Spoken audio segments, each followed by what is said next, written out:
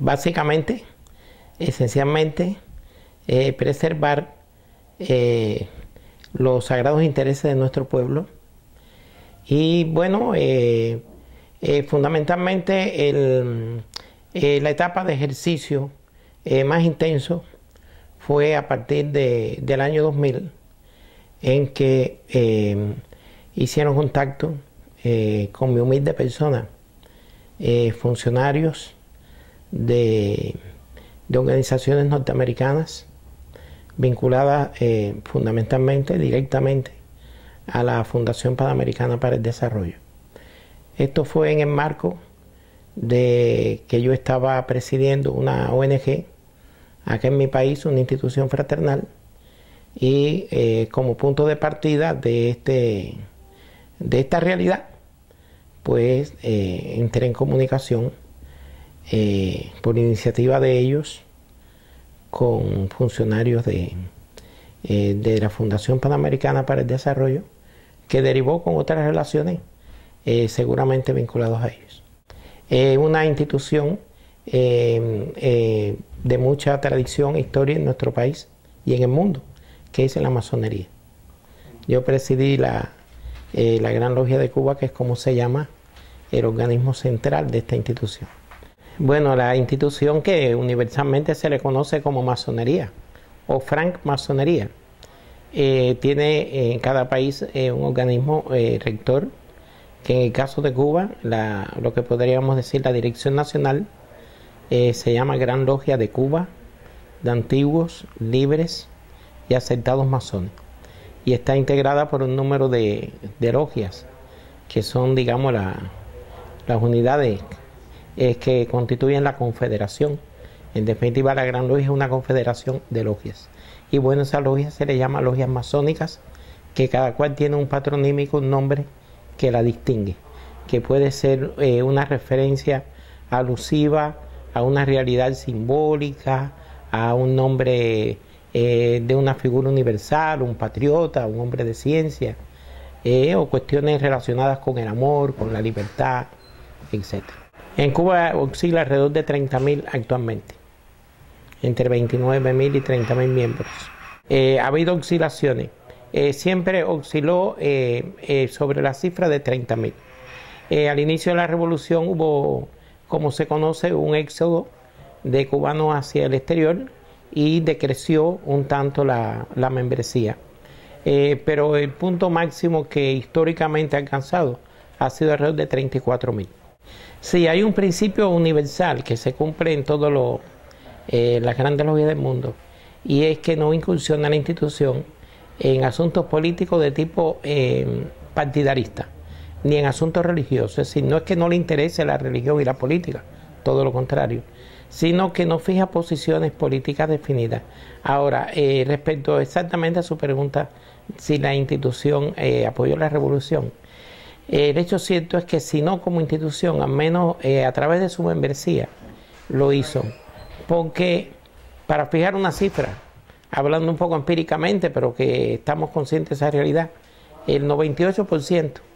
de los cubanos apoyaron durante la etapa de la rebelión nacional a la revolución. Era un pueblo que de manera casi unánime se opuso a la tiranía de Fulgencio Batista. Y en un país donde la institución tiene una membresía tan bueno, pues esa membresía también, además de que la masonería históricamente ha sido una institución que ha luchado por la libertad, por la democracia, por la justicia, por el amor, por la igualdad. Es una de sus divisas, de manera que podemos decir categóricamente que sí, que la revolución cubana también recibió el respaldo de los miembros de la institución. Ahora que han pasado ya 50 años de aquel acontecimiento de lucha de rebelión nacional, todavía nuestro pueblo tiene un índice de apoyo a la revolución que, bueno, estadísticamente eso puede medirse, porque se mide incluso durante los actos eleccionarios que periódicamente se celebran en nuestro país, y es un índice que rebasa también el 90% de apoyo a la revolución. Hay un connotado contrarrevolucionario cubano llamado Gustavo Pardo Valdés, que fue la persona que me puso en comunicación inicialmente con personas también pertenecientes a la institución, pero que sencillamente estaban utilizando la institución como mecanismo, como instrumento, digamos como fachada, para, como pude comprobar después posteriormente, hacer llegar propósito. De inicio me plantearon que esta institución, con su sede de una de sus grandes logias en Washington, la Gran Logia del Distrito de Columbia, pues estaba presto a restablecer de una manera práctica, porque nunca fueron suspendidas oficialmente las relaciones entre aquella Gran Logia y la nuestra. Pero muy pronto me hicieron conocer que el propósito de aquella Gran Logia de brindar su asistencia a la nuestra en el plano económico no era factible, porque no disponían de los recursos suficientes. Y entonces, bueno, apareció una fundación a la cual está muy vinculada la primera persona con la que tuvimos contacto, que es un señor llamado Curtin Windsor, quien fuera embajador de Estados Unidos en Costa Rica en décadas anteriores, y este señor vinculado a la Fundación Donner, pues fue el inicio de lo que ellos llamaron el propósito de una asistencia a nuestra institución, derivándose después y hablándose de lo que sería una ayuda humanitaria a lo que ellos llaman sectores vulnerables, que según me dijeron era el objetivo, o es el objetivo de la Fundación Panamericana para el Desarrollo, la asistencia a sectores vulnerables en América Latina.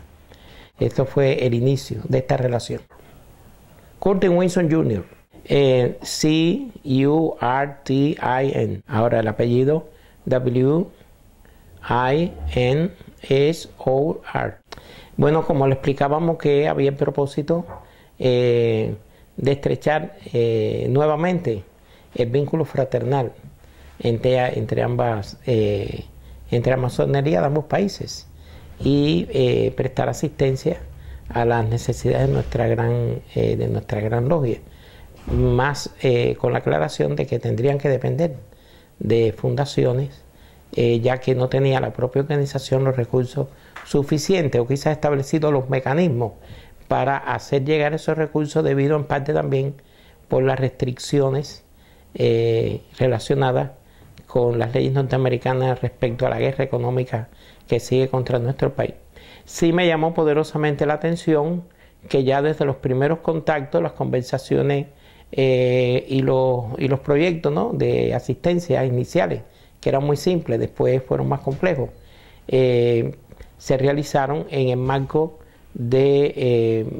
durante sus visitas, que eran frecuentes. Yo también fui invitado a Washington, y las visitas de él y ya, y de otros miembros que vinieron acá, que se realizaban siempre en el marco de la sección de intereses norteamericanas, la cual oficialmente no tiene ningún vínculo con las instituciones fraternales, porque incluso es una premisa, como le decía anteriormente, en cada país donde se encuentra, estar a margen de las cuestiones políticas de tipo partidarista o sectaria. Y bueno, en los inicios eso me llamó la atención. Bueno, después ya aparecieron otras personas muy significativas dentro del marco institucional. Más significativo que podría llamar, y que siempre estuvo asociado a Curtin Windsor, es un señor llamado Akram Elias, el nombre A-K-R-A-M, el apellido I-A-X,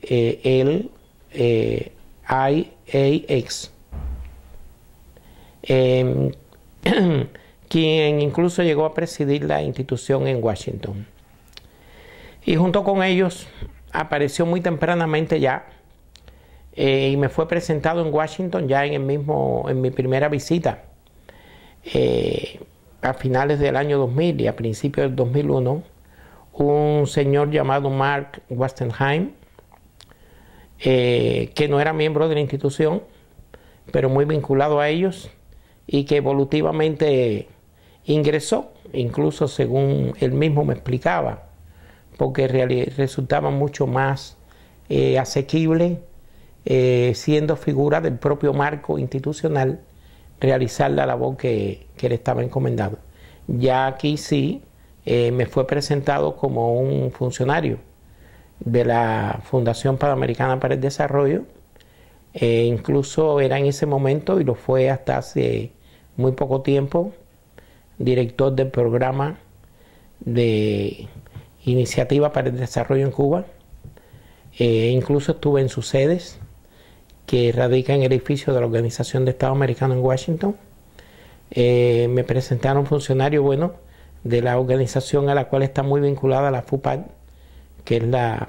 Agencia de los Estados Unidos para el Desarrollo Internacional. Y bueno, las relaciones principales fue precisamente con Mark Wasserheim. Para responder ya lo que se deriva de la pregunta que usted me ha hecho,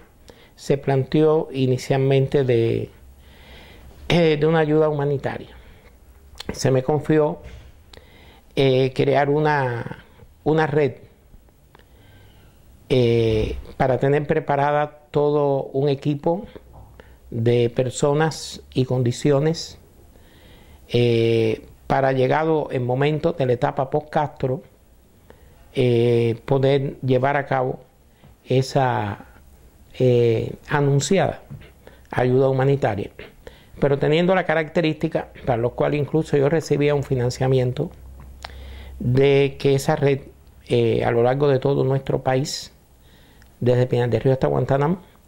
estuviese integrado por personas de mi confianza y que fueran además personas en oposición, en desacuerdo con la revolución, con el sistema político económico. ¿Cuál era el objetivo? El objetivo era que se trataba no solo de estar preparados para, una vez llegada la etapa post-Castro, poner en ejecución la ayuda humanitaria, sino que era muy importante también acelerar la llegada de esa etapa post-Castro, por lo cual incluso en ocasiones recibí explicaciones sobre el plan Bush para Cuba, todo eso que se concibió como proyecto de transición hacia la democracia, todas esas palabras bien edulcoradas, que hasta donde yo pude encontrar era un ropaje de ángeles que vestía a propósito en ocasiones diabólicos. Y bueno, ahí hubo muchas actividades que tenían como fin fundamental determinar los mejores canales para el financiamiento de las actividades que debíamos desarrollar. Recibí una visita de antiguos funcionarios de la USAID en más de una ocasión, integradas generalmente por un norteamericano llamado Jan Herr y un colombiano llamado Héctor Cortés. Jan Herr, que tenían la misión y para lo cual le confiaron y me confiaron que los auxiliara, y recorrimos todo el país, de encontrar los canales dentro de los medios religiosos y fraternales, que eran los canales más propicios para hacer llegar a Cuba una serie de recursos, fundamentalmente al inicio de tipo intelectual, es decir, literatura, que era literatura sobre iniciativa privada, economía de mercado, globalización, políticas neoliberales, formación de tanques de pensamiento, etc. Y también tratar de fortalecer desde el punto de vista financiero aquellos sectores, como ellos me expresaban, probablemente no favorecidos por el sistema político-económico que gobierna nuestro país. Y bueno, pues las cosas se desarrollaron de esa manera. El objetivo principal era hacer llegar financiamiento. Dentro de ese marco también hicieron uso de mi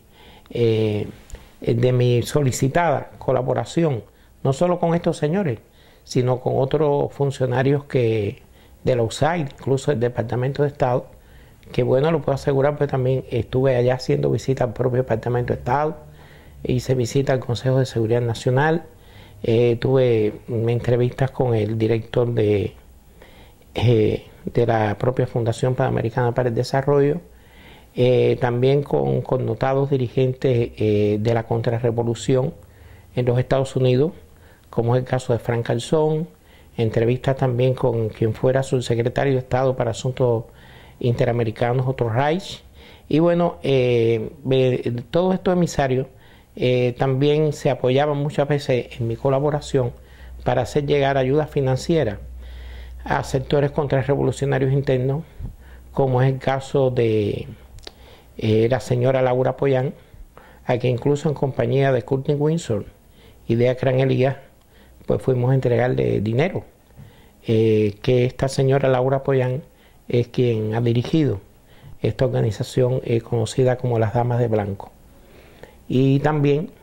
bueno, pues a otras personas con una posición, y cuando digo una posición no me refiero a las concepciones ideológicas, que todos respetamos de la manera de pensar en política y en temas de todo tipo, sociales, culturales, etcétera, sino personas connotadas que en posiciones con acciones e incluso en muchos casos margen de la ley de enfrentamiento a la Revolución Cubana y de acciones que realmente sabotean sectores muy delicados y muy sensibles de nuestra sociedad, como es el caso de la salud pública. Usted sabe que hay programas muy bien definidos de atención a los niños con cáncer, por poner un ejemplo, y que en Cuba tiene muchas dificultades precisamente debido a la guerra comercial. Nos cuesta carísimo adquirir ciclos completos de citostáticos. Muchas veces tenemos que buscar vías alternativas debido precisamente a la guerra comercial, en cuanto a vías alternativas en cuanto a los mercados en que podemos adquirirlo, y una serie de dificultades incluso desde el punto de vista técnico para la atención a nuestros niños con cáncer. Y me llamaba muchísimo la atención, no es que me llamaba la atención, sino quería mi sensibilidad, que incluso en compañía de Mark Wastenheim, pues fuimos a una señora que francamente tiene una posición contrarrevolucionaria, que si fuese simplemente su manera de pensar respecto a la revolución sería para mí muy respetable. Me refiero a Carmen Vallejo, pero que estaba realizando una serie de actividades con respecto a los niños con cáncer, que es incluso totalmente antiético, porque está muy bien establecida la atención de esos niños, y si realmente queremos dar una ayuda humanitaria y queremos proteger a los niños con cáncer o con cualquier enfermedad, pues están las instituciones oficialmente establecidas a las cuales se le puede hacer llegar esos recursos,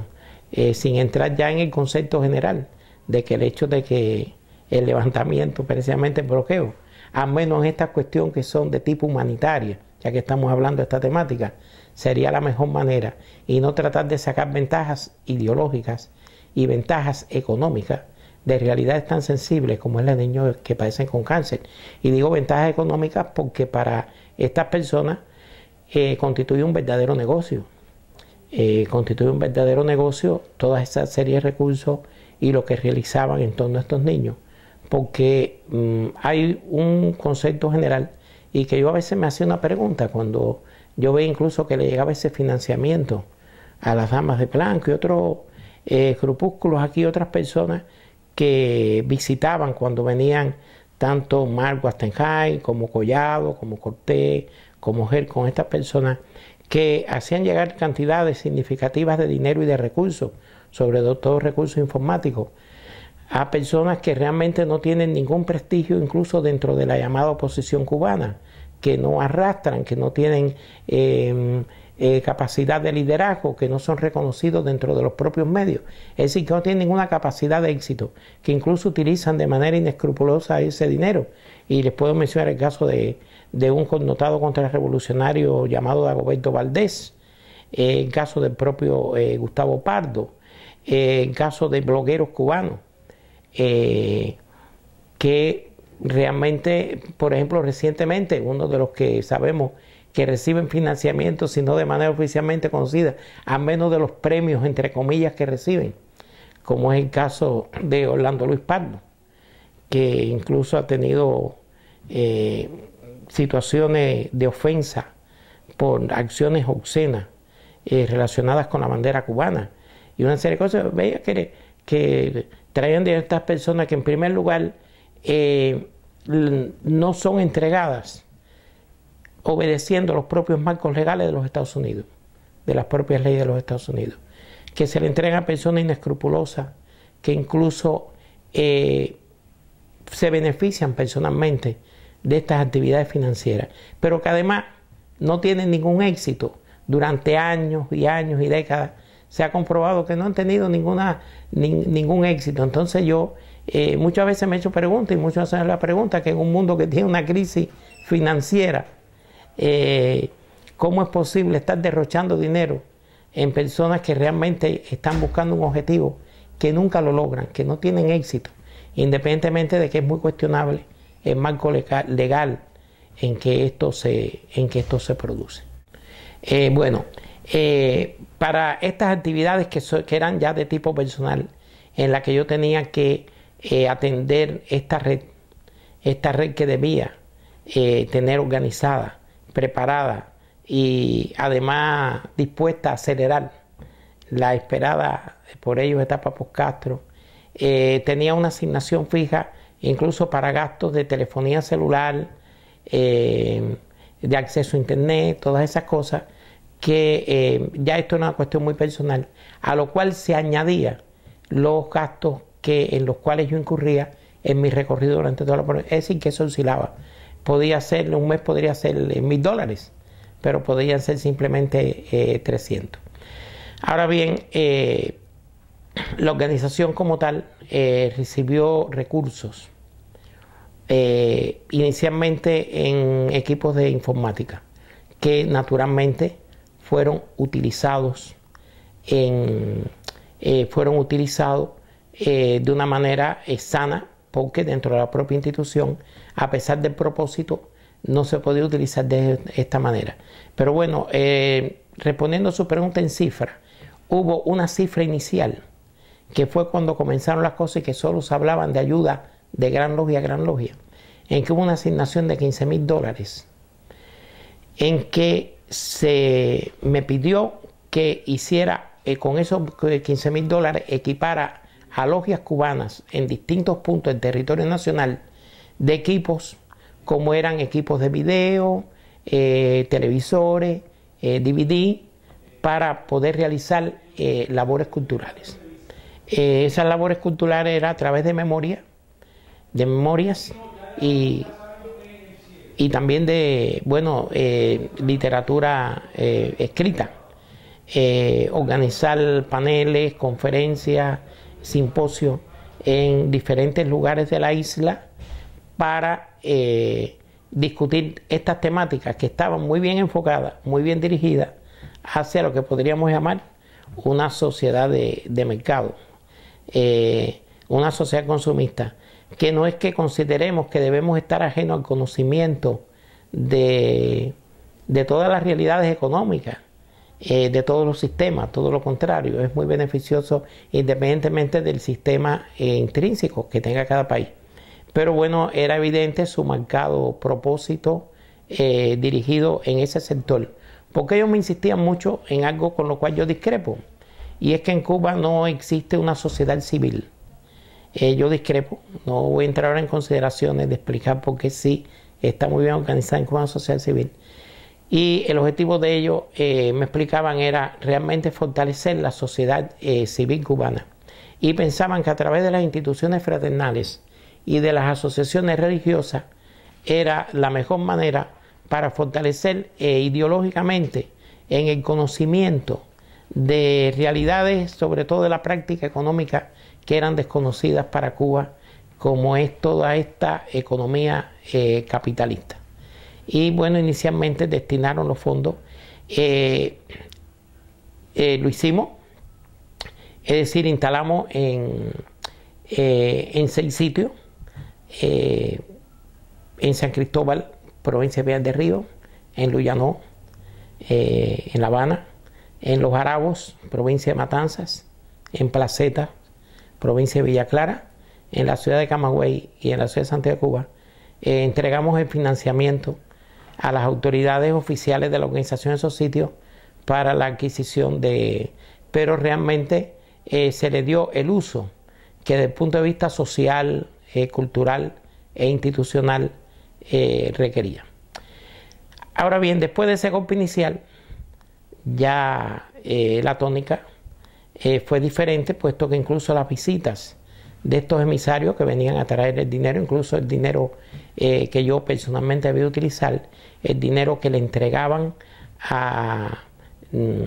estas personas de la contrarrevolución interna, a los cuales ya hemos hecho referencia a algunos de ellos, realmente se tomaban incluso medidas de tipo clandestino. Yo veía en la generalidad de los lugares que no mediaban incluso documentos. Por ejemplo, cuando en mi propia presencia se le entregaba a las damas de blanco, no mediaba ningún documento. En mi caso particular, yo sí rendía informes de los gastos ocasionados. No sé si ellos por otras vías también con las demás personas lo hacían. Pero bueno, utilizaban, por ejemplo, ellos venían como turistas. Venían como turistas y salíamos a recorrer el país como supuestos turistas. Y se veía la ilegalidad, se comprobaba la ilegalidad de la procedencia y del destino de esos recursos. Cuando, por ejemplo, yo recuerdo en Santiago de Cuba, en una conversación con Jan Hare y con Héctor Cortés, con personalidades religiosas de Santiago de Cuba, cómo se estaba tratando de canalizar vías para hacer llegar estos recursos financieros, y mencionaron, por ejemplo, la Fundación Simón Pérez, la Comunidad Judía, el Instituto de Estudios Cubanos en Miami, los Hijos de la Caridad de Canadá, Salesianos de República Dominicana, es decir, una serie de vías alternativas para hacer llegar estos recursos financieros, y siempre haciendo uso de la discreción, etc. En mi conversación también con Frank Calzón en Washington, él me hablaba, ¿no?, de que él estaba haciendo llegar medicamentos y recursos informáticos a nuestro país, y que se pretendía mantener lo que podríamos decir el secretismo, por el hecho de que para el cumplimiento de estos programas era, según me decía, necesario la discreción. Sin embargo, yo, por ejemplo, he visto en internet como públicamente, desde su centro para una Cuba libre, como le llaman a una organización de la cual ha presidido, ha sido secretario ejecutivo, se ha revelado públicamente que se utilizan fondos federales, por ejemplo, para estas organizaciones. Y bueno, también una de las misiones que se pretendía que yo realizara con estos recursos era utilizar las bibliotecas de las logias para tener esta literatura, que se convertirían, de hecho, como decían, en bibliotecas independientes, y también establecer una serie de dispensarios en las distintas logias para el expendio de medicina a la población gratuitamente, pero que tenía un propósito de sacar ventajas ideológicas, cosa que era prácticamente imposible, porque en Cuba la medicina privada no se ejerce, sino que la medicina tiene toda una atención estatal. Y bueno, he tratado de tocar rápidamente para que vea las características de la misión que por ello me era encomendada.